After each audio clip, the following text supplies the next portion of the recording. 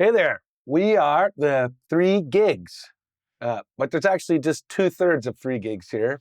Uh, Two guys in glasses today on the three gig site. And today we're actually going to talk about owner, architect, contractor meetings. They're called OAC meetings, and they're part of the process of building a building. And it's kind of the, let's just say, the communication time frame of each progress meeting.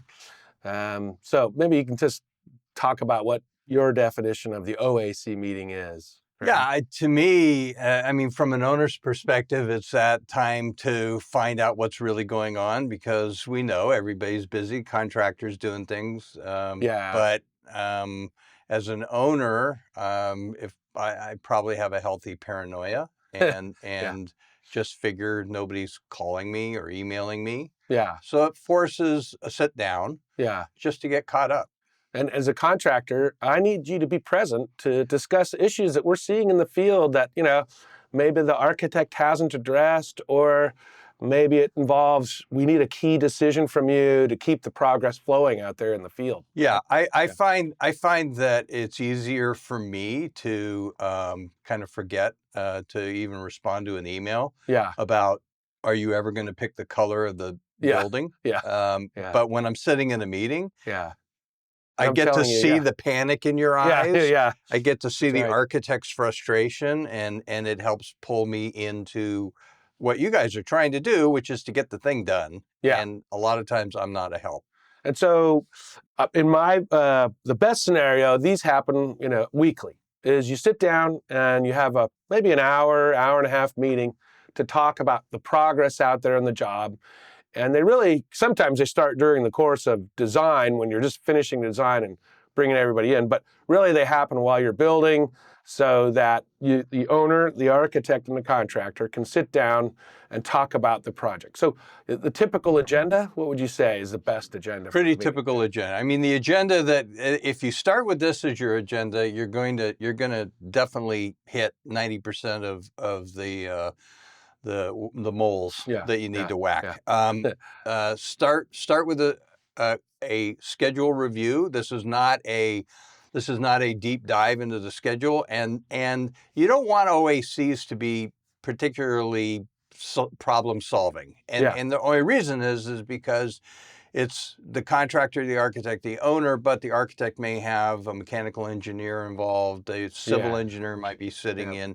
You might bring a couple of subs in because there's a specific issue that we need to address. Yeah. So I prefer an OAC meeting that is as small as possible, and then we do workouts. We'll do meetings after the OAC. Yeah, breakout meetings that are this focus or that focus. Right. So review the schedule. Anything that comes up that's alarming, table that. Yeah. Review RFIs. There's a log. You should have a log. We don't need to look at all of the RFIs. No, are you owe any RFIs? Yeah.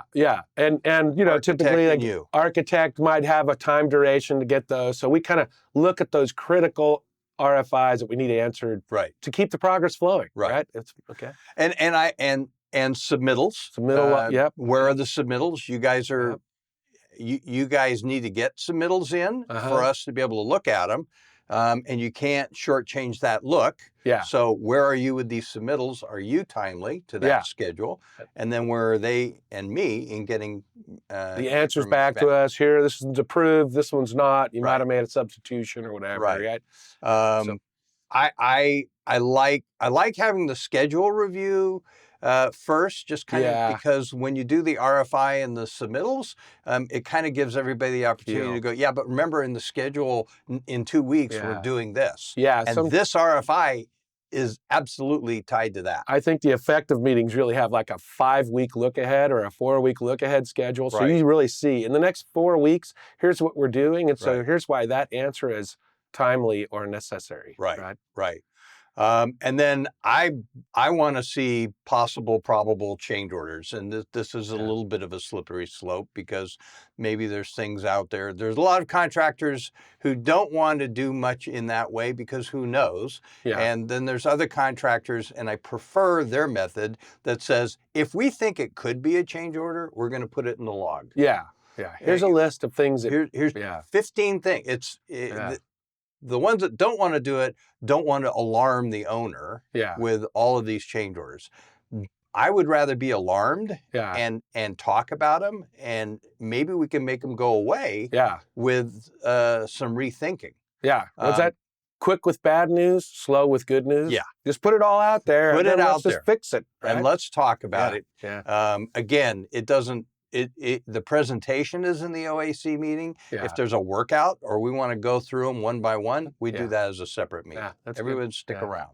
And then the last phase, usually in my mind for the OAC, is just kind of the open table of what's a roadblock, what's a constraint, what else is out there that's holding us up, or you're afraid is going to hold us up. Yeah. So it's everybody kind of sitting at the table to just talk about issues, try to resolve them right there, so that we're keeping the flow of work activities out in the field constant and without disruption. Right. Now, how long do they go? 10 minutes? 15? 30 minutes? I feel very good if I can keep my OAC meeting under an hour. Yeah.